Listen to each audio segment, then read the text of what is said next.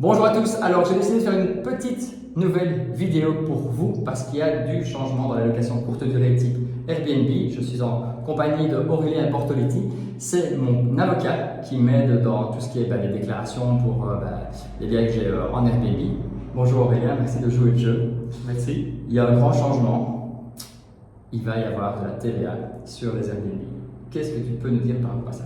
Alors, effectivement, à partir du 1er juillet 2022, il y a effectivement de la TVA qui pourrait s'appliquer sur les locations Airbnb.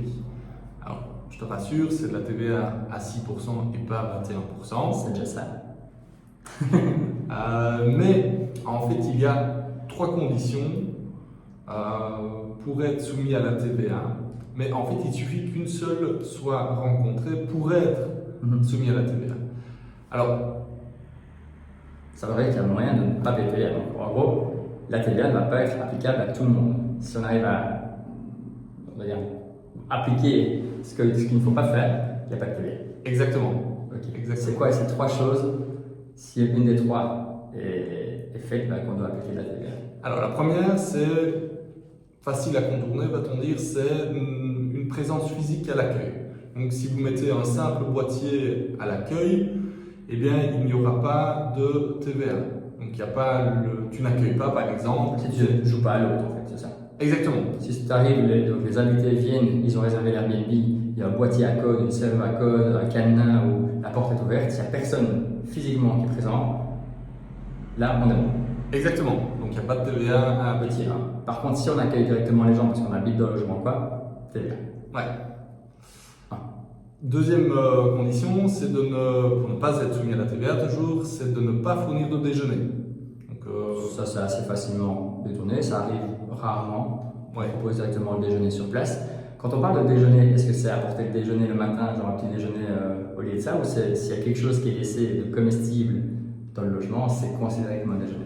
Alors, il n'y a pas vraiment de règles encore strictes à ce niveau-là. Maintenant, je ne conseillerais pas de laisser le déjeuner dans le frigo, quoi. On laisse faire. On laisse faire. Donc, si on n'accueille pas les personnes physiquement, on est bon. Si on ne laisse pas de déjeuner sur place ou qu'on n'apporte pas de déjeuner le matin, on est toujours bon. Ouais. La troisième. La troisième va être la plus difficile à respecter, en fait. La troisième, c'est que pour ne pas être soumis à la TVA, vous ne devez pas fournir ni de linge de maison, ni de linge de salle de bain. Donc, pas de drap, les couettes quand même, mais juste pas la housse de couette, pas de protection matelas et pas les essuie. Exactement. Ça devient plus compliqué déjà. Ah voilà, c'est ça. Et alors, si ça c'est pour les locations de moins de 7 jours, par contre, si la location est de plus de 7 jours, vous ne devez pas dire que vous changez les draps au bout de la semaine, en fait. Donc, si je récapitule bien tout pour être sûr que nos téléspectateurs ont bien compris, la première, pour vraiment pas devoir être assujetti à TVA, c'est de ne pas accueillir les personnes personnellement ou par quelqu'un qu'on aura engagé, mais bien pour un boîtier à code ou une serrure autonome. La deuxième, ne pas proposer de petit déjeuner. Ça m'est assez facile. Mais surtout, ne pas avoir de drap de lit, tout ce qui est lié effectivement au linge de lit. Ça il faut pas. Non. Si ces 3-là sont respectés, à l'heure actuelle, les personnes qui regardent, Si une des 3. si une des 3 est faite, on est assujetti à la TVA. Exactement. Mais si les 3 il n'y a pas, là, on n'est pas assujetti à la TVA. Exactement. Dans l'hypothèse où on est assujetti à la TVA, comment ça se passe? Donc voilà, je mets du linge de lit, j'arrive pas à louer mon Airbnb parce que sans linge de lit, je vois bien que c'est compliqué. Comment ça se passe pour la déclaration? Je suppose qu'il ne faut pas forcément être indépendant. Non. Mais alors, par contre, il faut faire remplir le formulaire de déclaration à la TVA. Donc, déclaration assujettissement à la TVA. Et ensuite, il faut faire une déclaration soit mensuelle, soit trimestrielle et le listing des clients assujettis à la TVA, listing annuel. Ok, donc dans ce cas-ci, si c'est qu'un Airbnb, ça ne va jamais te faire ce listing client, on devra quand même être fait par client qui est venu séjourner dans notre Airbnb. Pour cela, il faut que les clients que ce soit des clients professionnels à qui vous avez facturé plus de 250 € hors TVA. Donc on voit la famille qui vient louer pour 500 € mon Airbnb, on n'est pas besoin de la renseigner. Par contre, si ça arrive dans autant sur les Airbnb, un patron qui a loué l'Airbnb pour un mois et demi parce que ses ouvriers viennent travailler pendant un mois et demi, ça doit être renseigné. Exactement. Donc ça fait déjà une gestion un peu plus compliquée que ce qu'on peut connaître actuellement. Alors par contre, juste petite précision, attention que la famille, vous ne devez pas la renseigner, ça c'est logique. Mais par contre, vous devez mettre vous devez quand même remplir le listing client en mettant néant. Néant. Et si vous ne le faites pas, malheureusement, vous vous exposez à des frais. Ok. Donc si on ne loue que avec des familles, on met néant, sinon on risque d'avoir des problèmes par la suite. Ouais. J'ai fait les démarches correctement, c'est-à-dire je me suis renseigné auprès de la TVA. Est-ce qu'il y a la franchise ou parce qu'on a je sais pas le nom exact que ça porte, c'est quoi? C'est juste, c'est le régime de la franchise. Ouais. Eh bien, en fait, non, pas dans ce cas-ci. Donc dès le premier euro, Ouais. on paiera de 6%. Ouais. Dès le premier euro, et une des conditions dont on a parlé tout à l'heure est remplie, ben, effectivement, il n'y a pas droit au régime de la franchise. Ça va coûter un peu d'argent. Maintenant, au niveau de la déclaration, je présume que tous les gens qui nous regardent et qui ont des Airbnb ou qui souhaitaient en avoir ne sont pas formés pour faire de la comptabilité et à déclarer tout ça. Qu'est-ce qu'on pourrait leur donner comme conseil? Directement passer par un comptable? Ouais, je pense qu'effectivement, c'est le meilleur conseil qu'on puisse donner. Avocat aussi, dans ton cas, avocat spécialisé dans le Airbnb ou pas trop? Ben, moi, je ne fais pas de la comptabilité, donc je préfère qu'on laisse ça au comptable. À ce niveau-là, chacun son boulot. Vraiment passer par un comptable. On a une idée de ce que ça pourrait coûter par trimestre. Donc la déclaration, vous allez devoir la faire par mois ou par trimestre. Ça dépend le montant du chiffre d'affaires de votre Airbnb. Voilà, ça coûterait quoi chez un comptable? 100, 150 euros. Oui, de l'ordre de cette idée-là, mais ça, il faut voir directement avec votre comptable. Challenger un peu votre comptable, peut-être qu'il sera un peu trop cher à chacun. C'est un peu comme un avocat. Il y en a qui ne coûtent pas cher, il y en a qui coûtent un peu plus cher. Il faut un petit peu challenger tout ça. Qu'est-ce qui se passe si finalement demain je ne déclare pas à la TVA que je loue? C'est quoi actuellement les risques qu'on pourrait avoir derrière? Mais le risque, il est quand même assez important parce qu'en fait, si l'administration fiscale fait des coups de sonde, comme ça arrive régulièrement, et donc se rend compte, par exemple, que votre annonce ne comporte pas la mention linge de bain et linge de maison non fournis, l'administration fiscale pourrait considérer que vous fournissez le linge de bain. Que c'est dedans. Et donc que vous n'avez pas déclaré et que donc vous auriez dû déclarer, qu'on va vous appliquer de la TVA sur toutes les locations que vous avez faites, plus des amendes TVA.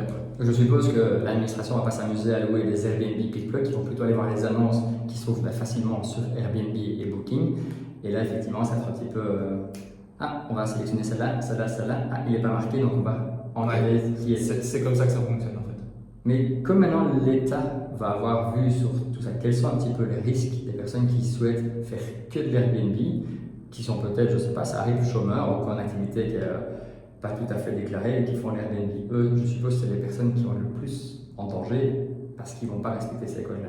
Oui, alors là par contre, effectivement, et tu fais très bien de le dire, si l'administration fiscale se rend compte que la personne n'a pas fait sa déclaration TVA et ne met pas dans son annonce linge de bain non fourni, effectivement, on va se rendre compte à ce moment-là qu'on doit requalifier toute une série de ces opérations immobilières et on va la soumettre à la TVA. Et puis, si in fine, on se rend compte qu'il a quand même très bien gagné sa vie, parce qu'il loue énormément. Mais il n'a peut-être pas de salaire sur le côté, ouais. Peut-être sa comme une activité principale sans le déclarer. Exactement. Et donc, dans cette hypothèse-là, on va lui dire, on va le requalifier en revenu professionnel.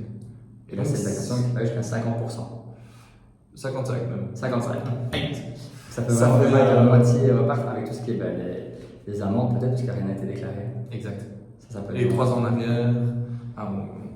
Voilà, ça, c'est l'effet boule de neige. Donc, on peut dire que soyez vraiment vigilants, prudents, et l'idée c'est que tout ça fait. Est-ce que tu penses que ça a un peu calmé le marché? Parce qu'actuellement, beaucoup de personnes veulent faire de l'Airbnb parce que c'est rentable, parce que voilà, c'est des trucs très tendance avec la colocation pour l'instant. Est-ce que tu penses que cette nouvelle loi, cette nouvelle réglementation peut calmer ces futurs investisseurs qui nous regardent?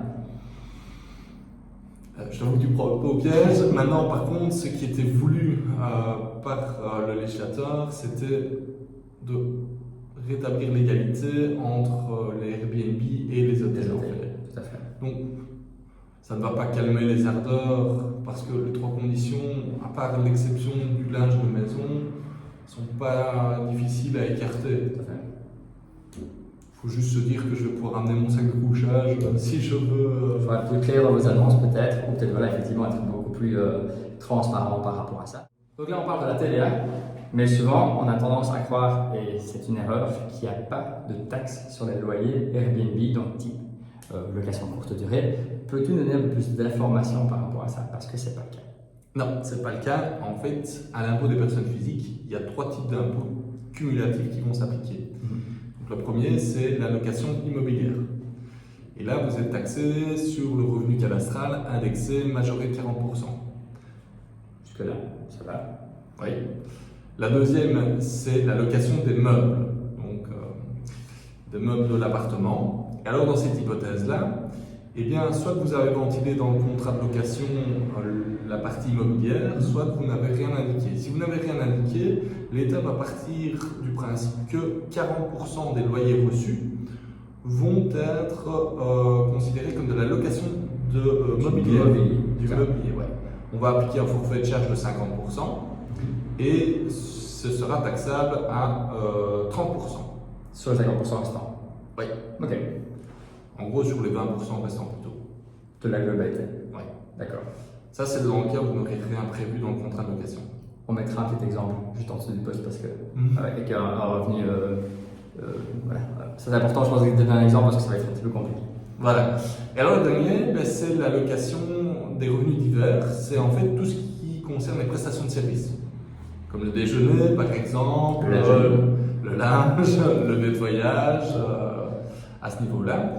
Et donc là, on va partir du postulat que c'est 20% du loyer reçu qui vont être considérés comme des prestations de services.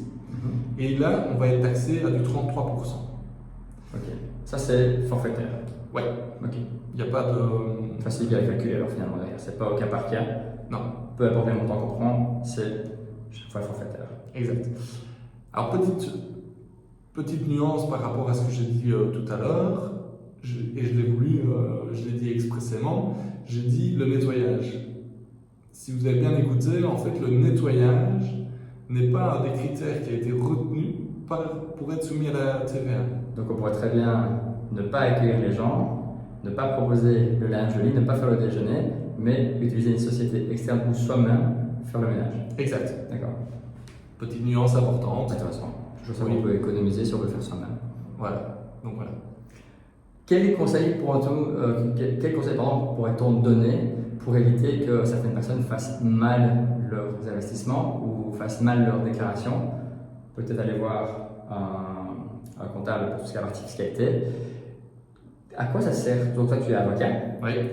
Qu'est-ce que tu peux apporter aux gens s'ils viennent te trouver? C'est plutôt quand ils ont des problèmes ou ils viennent te trouver avant? Donc moi perso je viens te trouver avant.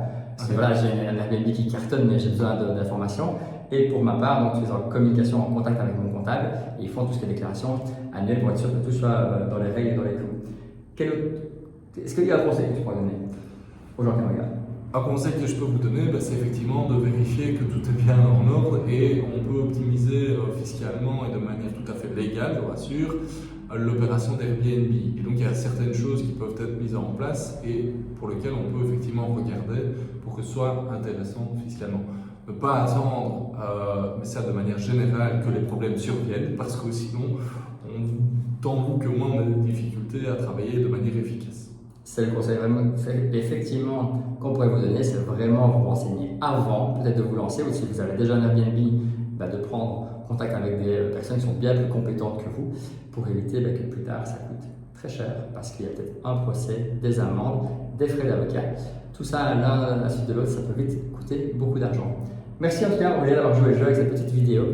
J'espère que ça vous a fait plaisir et d'apprendre cette nouvelle information et que ça vous permettra de faire de meilleurs investissements par la suite. À bientôt. Merci, au revoir.